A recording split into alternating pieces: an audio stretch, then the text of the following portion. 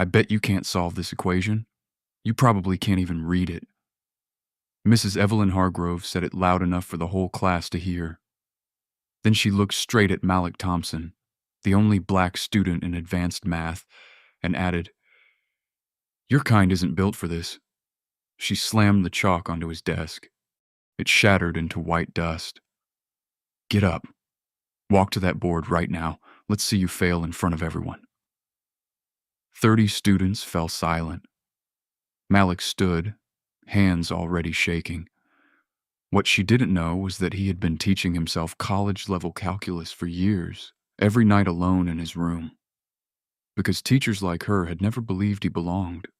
What happened in the moments that followed didn't just shock the room, it exposed everything. Drop a comment where you're listening from. Hit subscribe to Beat Stories. You need to see what happens when he picks up that chalk. Malik Thompson wasn't supposed to be in that classroom. Not because he wasn't smart enough, because he was too smart. And he had learned the hard way that being too smart, too black, and too poor at Jefferson High meant one thing. Keep your head down. He lived in a small apartment with his mom, Monique, who worked double shifts as a hospital administrator just to keep them afloat. That faded black hoodie, the one with frayed cuffs from too many washes, was his armor. It kept him warm against the drafty back row where he always sat, but it was heavy with the stares it drew. While other kids scrolled on their phones before bed, Malik watched advanced lectures on differential equations late into the night. Not for homework, not for grades. Math was the only language that ever made perfect sense to him. He had been teaching himself for years, starting with his late father's engineering textbooks, then moving to online lessons, university courses, and whatever he could find. He could solve problems that left college juniors struggling. He could visualize calculus the way some people visualize music, but nobody at school knew. Malik had learned early what happened when you were too smart and too visible. The bullying, the isolation, the accusations that he was trying to act white whenever he answered correctly. The suspicious looks from teachers who couldn't believe a black kid from his neighborhood could ace advanced tests. So he made himself invisible. Back row, hood up, earbuds in. He answered just enough to keep his A, but never enough to stand out. His math teacher, Mr. Diego Vargas, was the only one who knew. Mr. Vargas was young enough to remember being underestimated himself. He had figured out Malik's secret early on, when he noticed Malik finishing tests in half the time, and then quietly solving problems that weren't even assigned. Complex proofs, multivariable equations, things that shouldn't make sense to a sophomore. One day after class, Mr. Vargas had asked him, "Malik, why are you hiding?" Malik had only shrugged. "I'm not. I'm just being careful." "Careful of what?" "Of standing out. Of giving people another reason to—" He stopped. Mr. Vargas understood without him finishing the sentence. "You're the best student I've had in years," he said quietly. "You could win competitions, get scholarships, full rides." Malik had looked at the floor. "Or I could just graduate quietly and go to community college like everyone expects." "Is that what you want?" Malik hadn't answered, because he no longer knew. Mr. Vargas started meeting him during lunch once a week, secretly prepping him for competitions, giving him college-level problems, watching him solve things that made even Mr. Vargas look up the solutions. "You have a gift," he told Malik more than once. "Don't let fear bury it." But fear was reasonable at Jefferson High. The school was mostly students of color, yet advanced placement classes were overwhelmingly white and Asian. The honors track was a pipeline to Ivy League schools. If you had the right last name, the right neighborhood, the right connections. Malik had none of that. Just raw ability and a used calculator his mom had bought him for his birthday. His best friend Jamal Hayes knew bits and pieces. They had been friends since middle school. Jamal played basketball, got B's and C's, kept his head down in a different way. "Bro, you're going to end up at MIT or something," Jamal had told him once. "Nah, can't afford it." Scholarships exist for kids like you. They want well-rounded, sports, clubs, leadership. Malik had shaken his head. "I just do math alone in my room." That's still something. But Malik hadn't believed it. This particular morning felt normal. Malik arrived with his hood up, backpack slung over one shoulder, headed to second period AP calculus with Mr. Vargas. The hallway smelled like floor cleaner and burnt coffee from the teacher's lounge. Students rushed past. Someone bumped his shoulder without apologizing. Malik didn't care. Just one more class until the one place he could breathe. But when he walked into room 204, Mr. Vargas wasn't there. At the front stood a woman Malik had never seen. Older, white, wearing an expensive-looking cardigan and holding a leather briefcase like a shield. Her name was written on the board in sharp, angular letters. Mrs. Evelyn Hargrove. "Take your seats," she said before the bell even rang. Her voice was cold and clipped, like she was already annoyed. "I'm your substitute. Mr. Vargas is out sick." Malik slid into his usual spot in the back row corner, as far from attention as possible. He pulled out his notebook, the one with equations scribbled in the margins, clicked his pen, and waited. Mrs. Hargrove stood at the front and scanned the students with an expression Malik recognized immediately: suspicion and discomfort. The look teachers got when they walked into a classroom that didn't look like the ones they were used to. Her eyes lingered on the black and Latino students and skipped over the white and Asian ones. Malik saw it. So did Jamal, sitting 2 rows ahead. She cleared her throat. "I expect discipline today. I expect respect, and I don't tolerate excuses." Nobody responded. The room stayed quiet, tense. Malik kept his eyes on his desk. Just get through the period, he told himself. Stay invisible, stay safe. Mrs. Hargrove opened her briefcase, pulled out a stack of papers, and set them down with a sharp slap. "Today we're reviewing quadratic equations. I know Mr. Vargas has been lenient with his standards, but I maintain proper academic rigor." Malik's jaw tightened. Lenient. Mr. Vargas was one of the hardest teachers in the school. Sophie Bennett, sitting in the front row, raised her hand. "We're actually on exponential functions. We finished quadratics months ago." Mrs. Hargrove's smile was thin. "Then this will be an easy review for you, won't it?"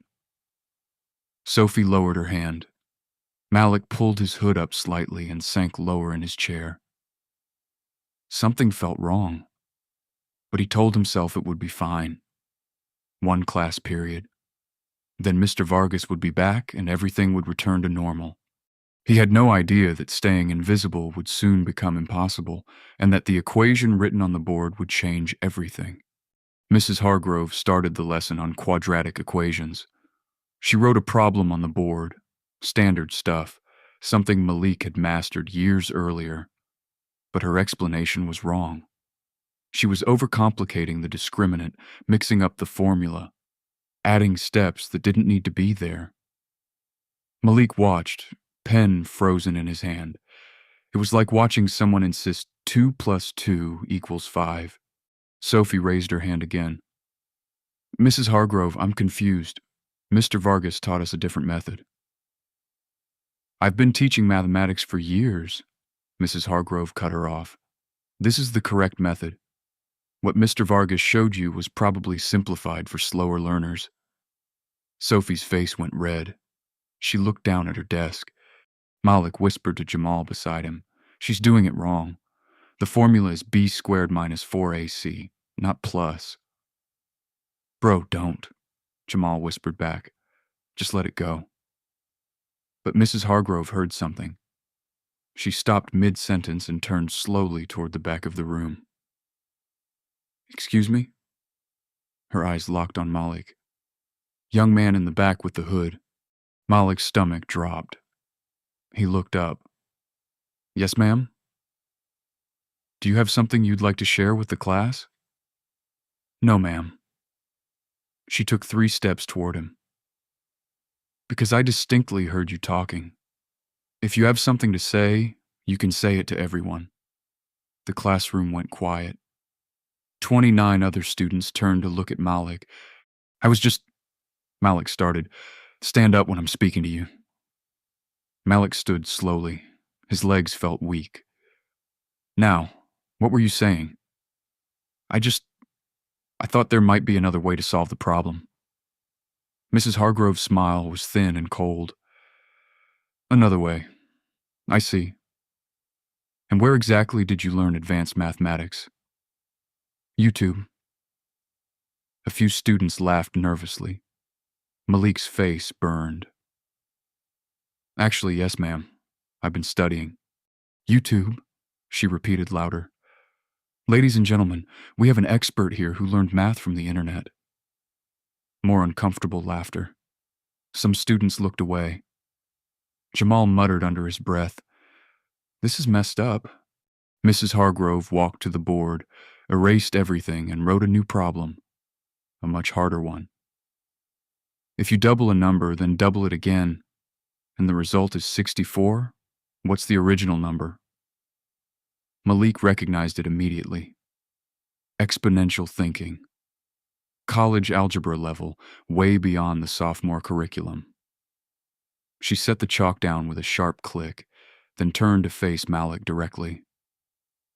Since you seem to think you know better than me, here's a challenge. She paused, letting the silence stretch. Every eye in the room was on them now. I bet you can't solve this problem. Malik's mouth went dry. Mrs. Hargrove took a step closer.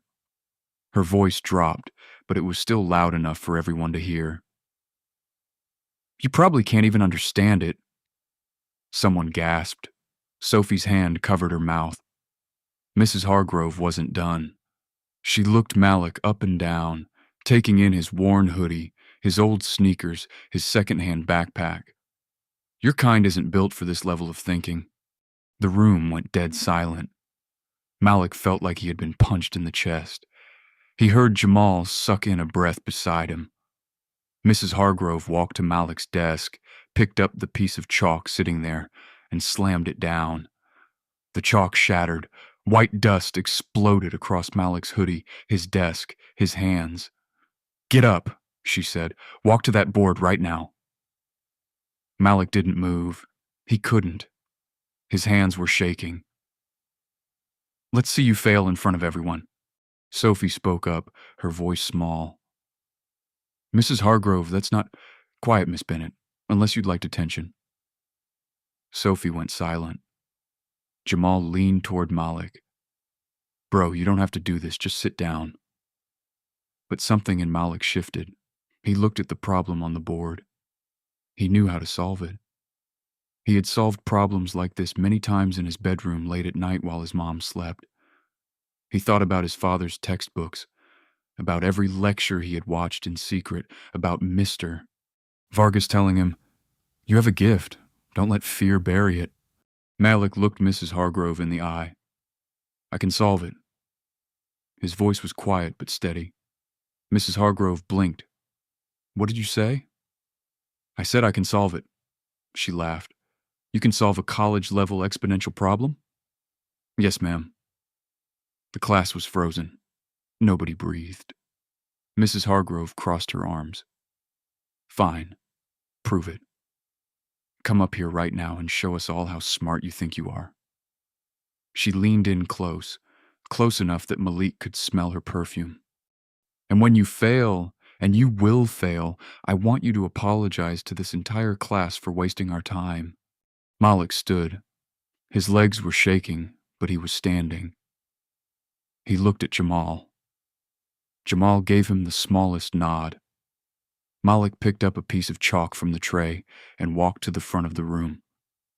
30 students watched him. Some looked scared for him. Others looked curious. A few had their phones out already recording. Mrs. Hargrove stood off to the side, arms still crossed, a satisfied smirk on her face. Malik faced the board. If you double a number, then double it again, and the result is 64, what's the original number? He stared at it for a few seconds. Then he started writing. His hand was steady now. The fear was gone, replaced by focus and clarity. This was the one place he had always felt safe. Inside the math. He wrote the first line. If I double a number, I get 2 times that number. His voice was quiet, but everyone could hear him. The room was that silent. Mrs. Hargrove uncrossed her arms and stepped closer, watching. Malik continued writing and talking through each step. If I double it again, I'm doubling the doubled amount. So that's 2 times 2 times the original number. He wrote it out. 2 times 2 is 4, so 4 times the number equals 64. His chalk moved fast, showing the division. 64 divided by 4 equals 16. Someone whispered, "Wait, he's actually doing it." Malik didn't stop. "Let me check. 16 doubled is 32. 32 doubled is 64. He circled the answer. "The answer is 16.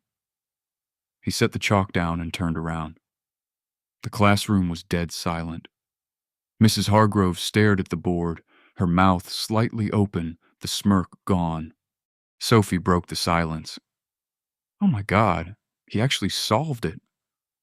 Jamal was grinning. "Bro." The room exploded, whispers turning into murmurs. A few students started clapping. Malik stood there, chalk dust on his hands, not knowing what to do.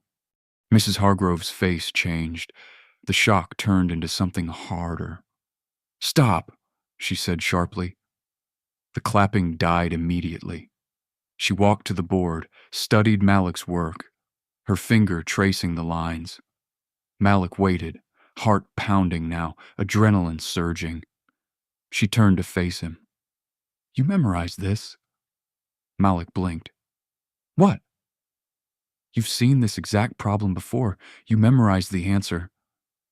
"No, There is no way a sophomore solves a problem that fast. You either saw this online or someone gave you the answer." The room erupted again. "What?" Sophie stood up. "Mrs. Hargrove, we all watched him." "Sit down, Miss Bennett." "But he solved it from scratch." "I said sit down." Jamal stood too. "This is crazy. He just proved he could do it." "Detention, both of you." Tyler Ramirez raised his hand. "Mrs. Hargrove, I was recording. He didn't look at his phone. He didn't look at anything. He just solved it." Mrs. Hargrove's face was bright red now. "Phones away, all of you, right now." Malik found his voice. "Mrs. Hargrove, you can give me another problem right now. I'll solve it again. You don't tell me what to do in my classroom. I'm not trying to... What you can prove," she cut him off, "is that you're disruptive and disrespectful." She walked to the classroom phone on the wall and picked it up. "Yes, I need security in room 204. I have a student who needs to be escorted to the principal's office." Malik's stomach dropped. "What? For solving the problem? For academic dishonesty?" The words hit him like a slap. "Academic dishonesty?" Malik's voice cracked. "I solved your problem. You cheated, and now you're being insubordinate." Sophie was on her feet again. "Mrs. Hargrove, this is insane. We all saw what happened." "Miss Bennett, one more word and you'll be suspended." Jamal pulled out his phone and started typing fast. Mrs. Hargrove pointed at him. "Put that phone away or I'm confiscating it." "I'm texting Mr. Vargas. He needs to know what you're doing." "Mr. Vargas is out sick. I'm in charge of this classroom." The door opened. Mr. Terrence Brooks, the school security guard, walked in. He was a black man in his 50s, former military. Everyone liked him. "What's going on?" he asked. Mrs. Hargrove pointed at Malik. This student cheated on a math problem and is now being disruptive. I need him removed. Mr. Brooks looked at Malik, then at the board, then back at Mrs. Hargrove. Ma'am, what exactly did he do? He claimed to solve a college-level problem in under 2 minutes. That's impossible. He obviously memorized it or looked it up. Mr. Brooks walked to the board, studied it. Did you watch him solve this? Of course I watched. So you saw him write all this step by step in front of you? Mrs. Hargrove hesitated. Yes, but... And his answer is correct. She didn't respond. Mr. Brooks turned to Malik. Son, did you solve this problem yourself? Yes, sir. From scratch. She was watching you the whole time? Yes, sir. Mr. Brooks looked at Mrs. Hargrove. His voice was calm but firm. Ma'am, I'm not removing this student. If you want to file a report for academic dishonesty, you can do that through the proper channels. But I'm not taking a kid out of class for being smart. Mrs. Hargrove's hands were shaking, now from anger or embarrassment. Malik couldn't tell. This is unacceptable. I will be speaking to the principal about your insubordination. You're welcome to do that, Mr. Brooks said evenly. The bell rang. Class was over, but nobody moved. 30 students sat frozen, watching the standoff. Mrs. Hargrove grabbed her briefcase. Class dismissed. Everyone out now. Students started gathering their things slowly, whispering. Sophie walked past Malik. I got it on video, she whispered. Everything. Jamal tapped his phone. I texted Mr. Vargas. He's coming. Tyler stopped at the door. That was the most messed up thing I've ever seen a teacher do. One by one, students filed out. Malik stood at the front of the room, still holding the chalk, staring at his own handwriting on the board. Clear steps, correct answer, undeniable. Mrs. Hargrove erased them with 3 angry swipes. The evidence disappeared under the felt eraser. She turned to Malik. Her voice was low and cold.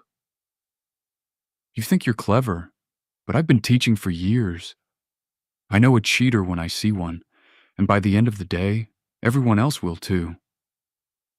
She walked out. Mr. Brooks put a hand on Malik's shoulder. Son, are you okay? Malik stared at the empty board, at the white dust still hanging in the air where his proof had been seconds ago.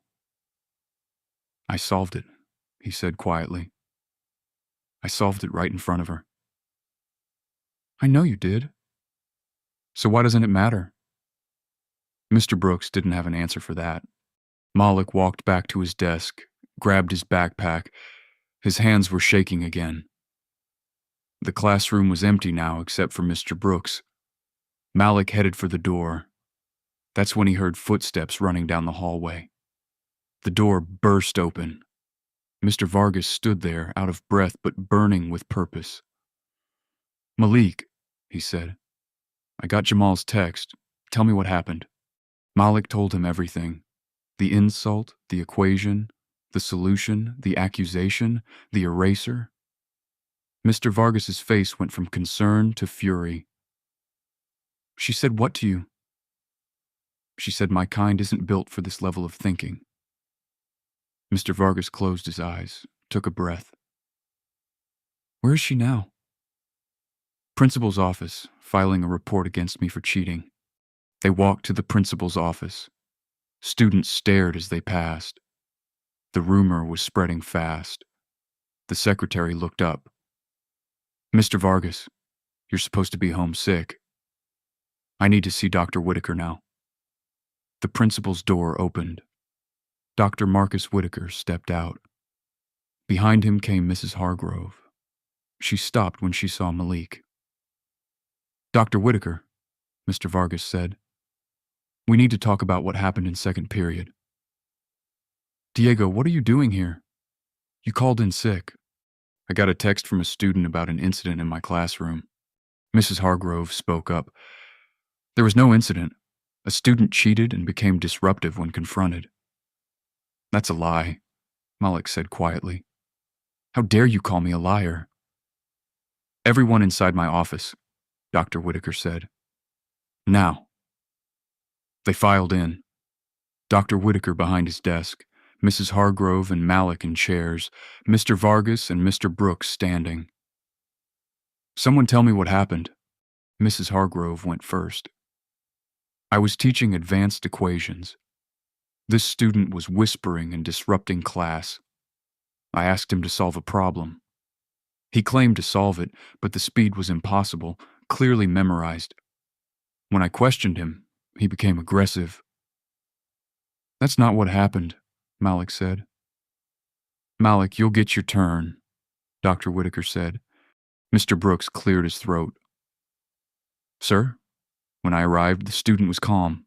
The teacher was escalating. Were you there from the beginning? No, sir. Then you don't know what happened, Mrs. Hargrove snapped. Dr. Whitaker looked at Malik. Your version. Malik kept his voice steady. She asked me to solve an exponential equation. I solved it using substitution in about a minute.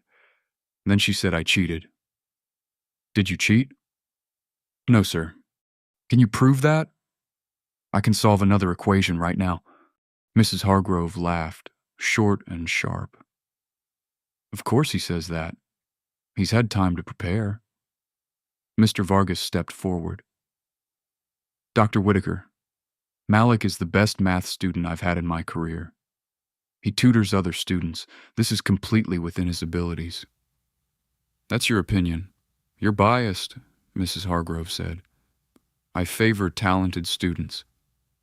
Yes, even when they cheat. He didn't cheat. Gentlemen, that's enough. Dr. Whitaker held up his hand. He turned to Malik. Do you have proof? Evidence you solved this honestly? 3 students recorded it. Sophie Bennett, Jamal Hayes, Tyler Ramirez. Mrs. Hargrove shook her head. Students lie for their friends, not credible. Dr. Whitaker leaned back. Here's the problem. Mrs. Hargrove says you cheated. You say you didn't. Without the actual problem on the board, it's your word against hers. She erased it, Malik said. Standard procedure. I needed the board for the next class, Mrs. Hargrove said smoothly. Malik felt something cold in his stomach. Dr. Whitaker sighed. Malik, I need to suspend you pending investigation. What? Mr. Vargas nearly shouted. I have to take academic dishonesty seriously, Diego. There was no dishonesty. That's what we're investigating. Malik's voice came out small.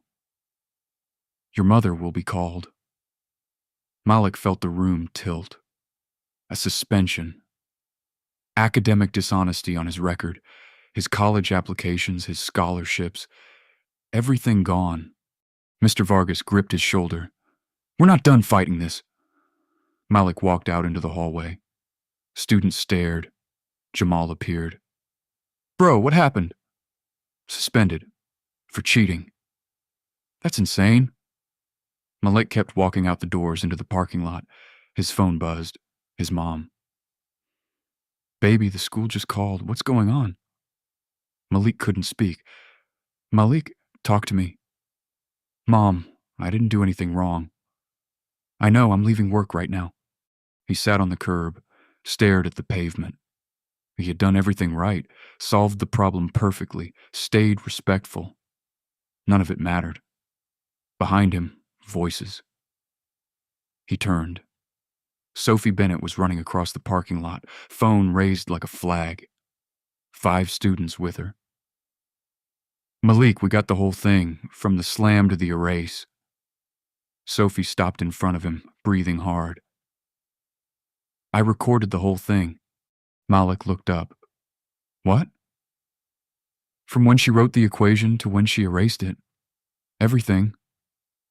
Jamal, Tyler, and 2 other students crowded around, all with their phones out. I got it too, Tyler said. Different angle. Same. said Layla Santos. Started recording when she slammed the chalk. Malik stood slowly. You all recorded it. We knew something was wrong, Sophie said. The way she talked to you. So we hit record. Jamal pulled up his video. There it was, crystal clear. Mrs. Hargrove saying, I bet you can't solve this equation. You probably can't even read it. Then, your kind isn't built for this level of thinking. The chalk slamming, the dust. Malik solving it. Mrs. Hargrove's face going from smug to shocked to angry. Her accusation, the eraser, everything.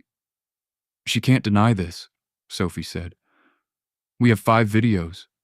Malik's hands shook, not from fear this time. We need to show Dr. Whitaker. Already sent it, Jamal said.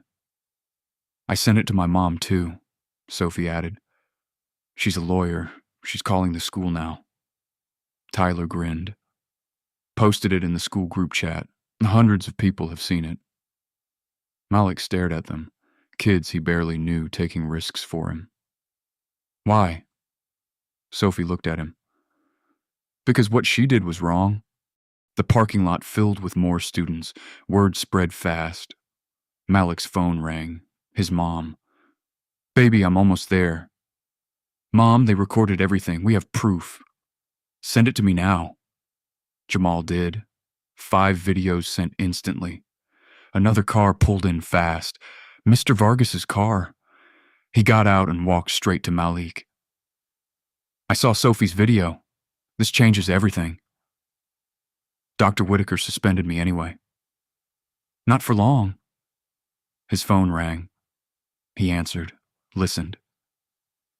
That was Dr. Whitaker's assistant. He wants us back. Emergency meeting. Sophie grabbed Malik's arm. We're coming too. You don't have to. Yes, we do. We're witnesses. They walked back inside. 7 students and 1 teacher, phones loaded with evidence, hallways buzzing. Did you see the video? She really said that. They reached the office. The secretary looked overwhelmed. Dr. Whitaker's expecting you. But we're witnesses, Sophie said. We're coming in. Dr. Whitaker appeared at his door and looked at the crowd. All of you? All of us, Tyler said. Fine, inside. They filed in, crowded now. Students, Mr. Vargas, Dr. Whitaker, assistant principal, Mrs. Hargrove. She sat in the corner, face pale when she saw the students. Dr. Whitaker closed the door. I've received 5 videos in minutes. I've watched them. Mrs. Hargrove shifted. Us. Those students are biased. The videos are time-stamped. They show you making a statement to Malik, him solving the equation quickly, you accusing him and erasing evidence. I was testing his integrity. They also show you making a racially charged comment. Silence. Mrs. Hargrove's face drained of color. I never said anything racist. Sophie stepped forward. You said, quote, your kind isn't built for this level of thinking. 5 of us heard it. 5 recorded it. Want to hear the audio? Mrs. Hargrove's mouth opened, then closed. Out of context. What context makes that okay? Jamal said. Dr. Whitaker held up his hand. Mrs. Hargrove, wait outside. This is a witch hunt. Outside. Now. She left, head high, hands shaking. Dr. Whitaker looked at Malik. First, I apologize. I should have asked for more before deciding. Malik said nothing. Second, your suspension is lifted immediately. Relief hit Malik's chest. Third, formal investigation into Mrs. Hargrove's conduct. I'll need statements from all of you. Mr. Vargas leaned forward. Dr. Whitaker, Malik deserves more than an apology. He deserves recognition. That equation? I couldn't solve it that fast, and I have a master's in mathematics. What are you suggesting? Verify his abilities publicly. Independent panel. Let them test him. Prove he's not just capable, he's exceptional. Dr. Whitaker considered. You want another test? I want his name cleared completely. No doubts. Malik found his voice. I'll do it. Everyone looked at him. Any test, any problem, in front of anyone. I'm tired of being doubted. Dr. Whitaker nodded. Tomorrow, independent proctors, recorded, district officials present. Sophie smiled. Students too. We want to watch. Fine. Jamal squeezed Malik's shoulder. You got this. Malik looked around at the kids who had stood up and fought back. He wasn't invisible anymore. The next day, Malik arrived at school. The library had been transformed. One desk in the center, 3 chairs behind it for proctors, rows of chairs for observers and cameras, 5 of them, 1 in each corner, 1 overhead. Dr. Whitaker stood near the door. Malik, come in. The library was filling up. Students lined the walls, teachers in the back. Malik's mom sat front row, still in her work clothes. Mr. Vargas stood beside her and gave Malik a nod. Sophie, Jamal, Tyler, and Layla sat together. Sophie gave a thumbs up. 3 strangers sat behind the center desk. 2 women, 1 man, all serious. Dr. Whitaker walked to the front. Everyone, settle down. We're conducting an independent assessment to verify Malik Thompson's mathematical abilities. These 3 are math department heads from neighboring schools. They've prepared 10 problems ranging from advanced algebra to college-level calculus. He gestured to them. Dr. Linda Walsh from Riverside High, Mr. James Bennett from Oakwood Academy, Doctor. Patricia Moore from Central Technical Institute. They nodded. The test will last up to 2 hours. Malik will solve problems on the whiteboard while being recorded. No phones, no notes, no assistance. Questions? Silence.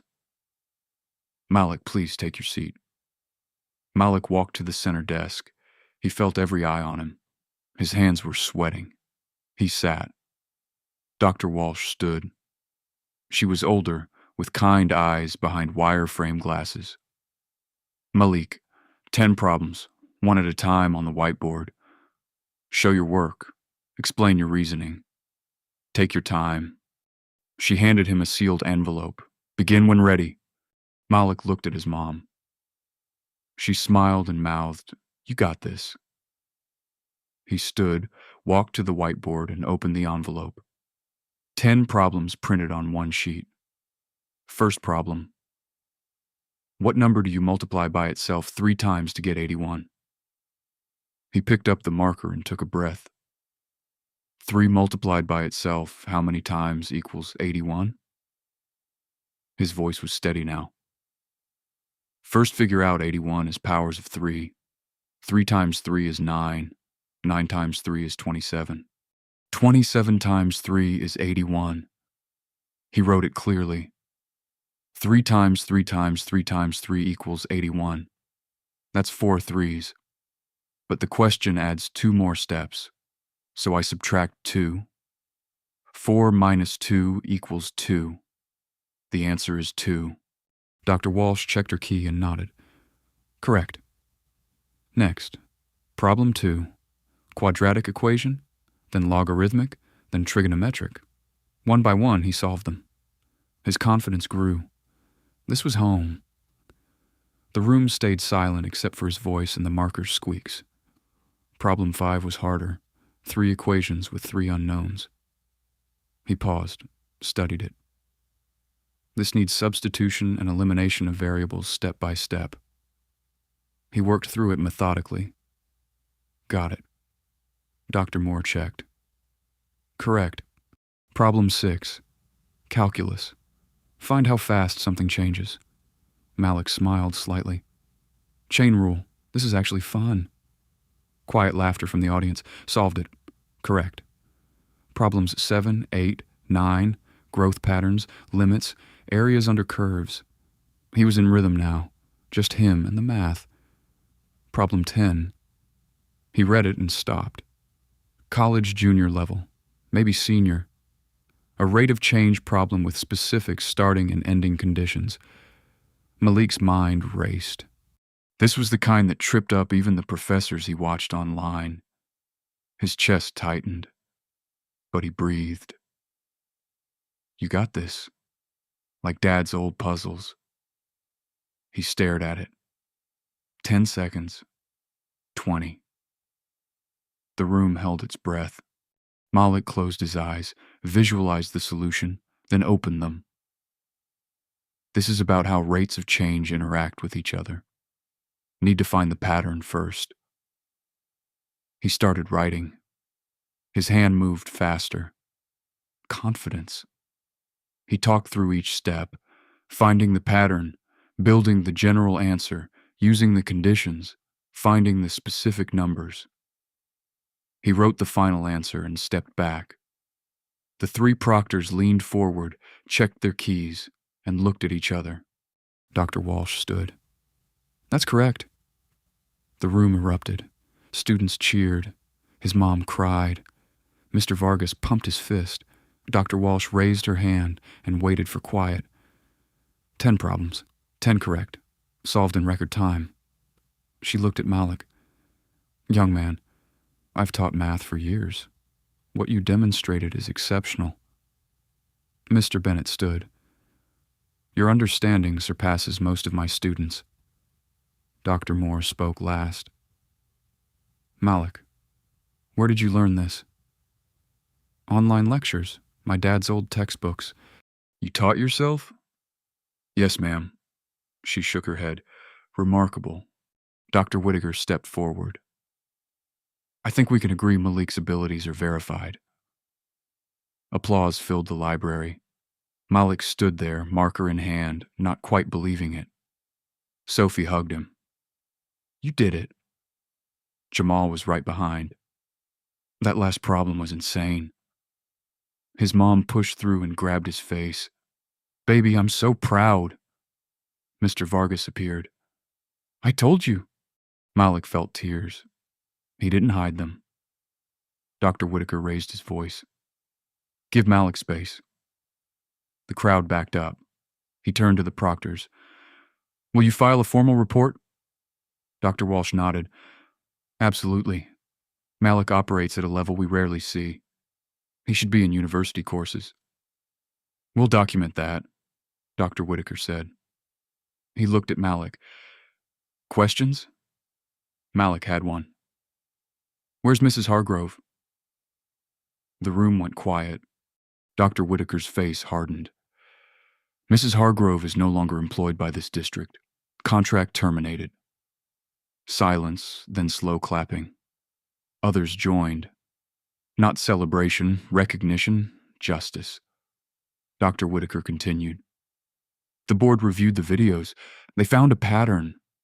For years, multiple academic dishonesty reports filed by Mrs. Hargrove. Several were students of color, none substantiated. Murmurs rippled through the room. New protocol starting immediately. Any cheating accusation requires video evidence and second teacher verification before suspension. Mr. Vargas spoke. What about Malik's record?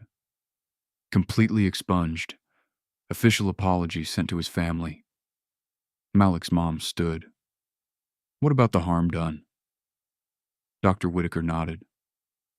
The district is offering counseling. And Malik, we'd like to discuss advanced placement, dual enrollment, scholarship opportunities. Dr. Walsh approached. Malik, I'd like permission to share your results with university programs. They have a summer program for exceptional students. University? Malik's voice cracked. You belong there. Malik looked at his mom. She nodded, crying. Yes, thank you. Students came up, handshakes, hugs, support. Malik stood surrounded by proof. He wasn't invisible anymore. Days later, Malik was called back to Dr. Whittaker's office.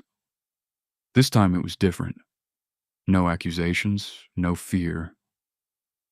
4 strangers sat around the conference table. Dr. Whittaker gestured. Malik, please sit. Mrs. Thompson, thank you for coming. His mom sat beside him and squeezed his hand. Dr. Whitaker introduced them. Dr. Michael Foster from the State Education Department, Ms. Angela Thompson from the NAACP Legal Defense Fund, Dr. James Park, mathematics professor at State University, Mr. Gerald Williams, school board president. Malik's heart raced. Dr. Foster spoke first. Malik, we've reviewed your case, videos, test results, Dr. Walsh's report. We found something disturbing. He slid a folder across. Mrs. Hargrove has been a substitute here for years, worked at several schools. We found complaints at 5. Ms. Thompson opened her folder and turned it so Malik could see. Flip to the pages. Malik, that's you. But the earlier pages, 13 other kids just like you, erased by her reports. All students of color. All cleared, too late. Malik stared at the pages. Names, dates, accusations, all dismissed months later. His mom leaned forward. How many lost scholarships? How many gave up? Silence. Why wasn't she stopped? His mom asked. Mr. Williams looked uncomfortable. Never at one school long enough, and frankly, we weren't looking. You should have been. You're right. We failed. Dr. Park spoke. He pulled out his laptop and turned it toward Malik. Malik, watch this. He hit play. Split screen. Left side. Malik solving Mrs. Hargrove's equation in real time. Right side, timestamp and step analysis. Your solve. That's graduate level intuition. Most of my PhD students can't visualize substitution that fast. Dr. Park paused the video. This isn't memorization. This is a fundamental understanding most people never reach. Dr. Park looked at Dr. Whitaker. This student shouldn't be in high school classes. He's ready for university mathematics now. Dr. Foster nodded. The state is offering Malik a full scholarship to the early college program. University classes while finishing high school. Full tuition. Malik blinked. What? University 3 days a week, high school for 2 days. Graduate with a diploma and 2 years of college credit. His mom's hand tightened. Is this real? Very real. 50 spots statewide. Malik qualifies. Ms. Thompson slid a document over. The NAACP offers legal support if you file a civil rights complaint. We're not suing, Malik's mom said. What happened was discrimination.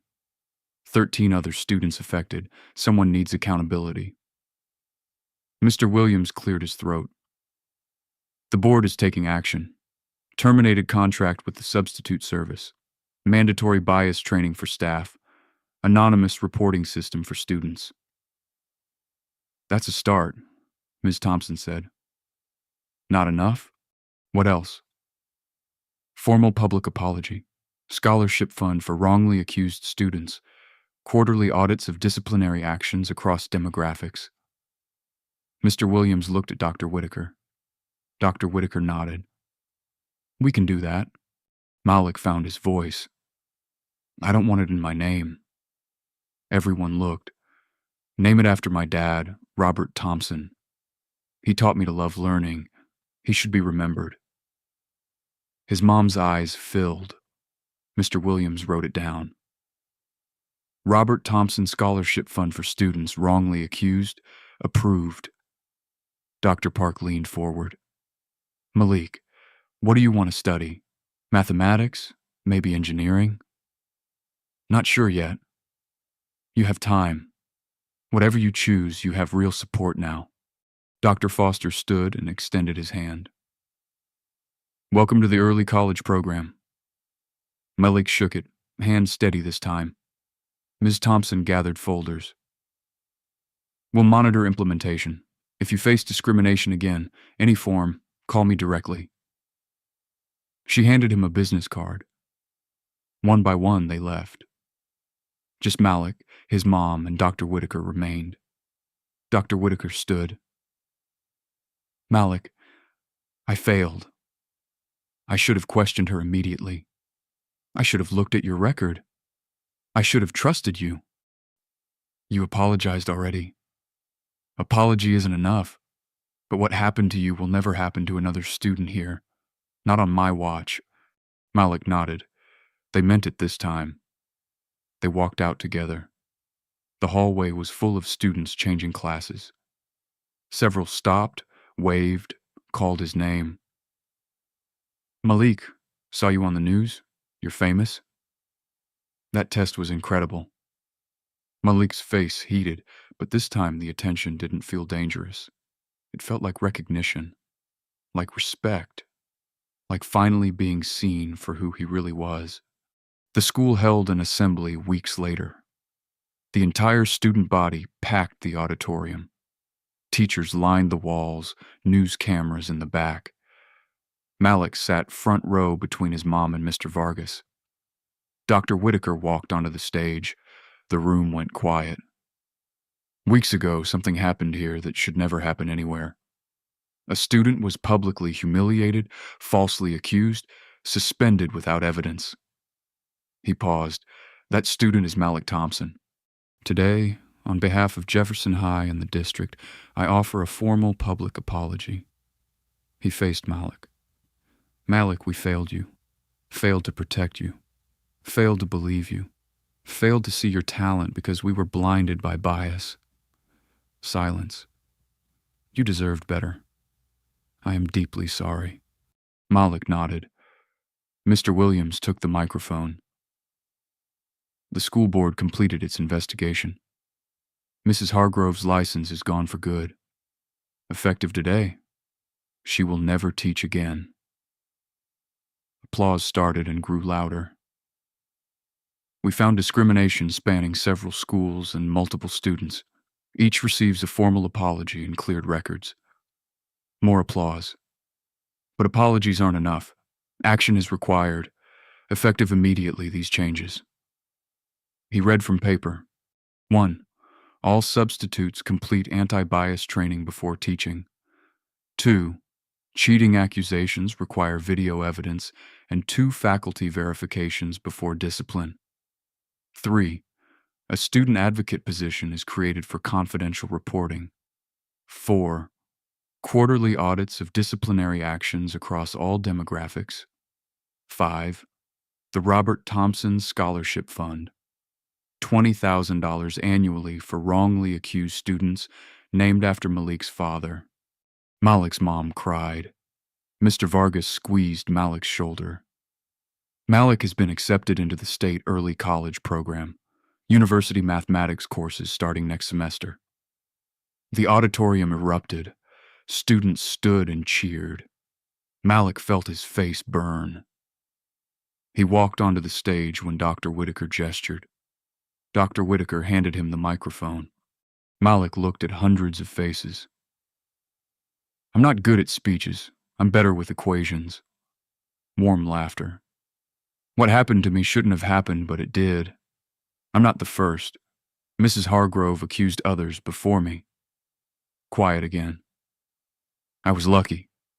Friends recorded evidence. A teacher believed me. My mom fought.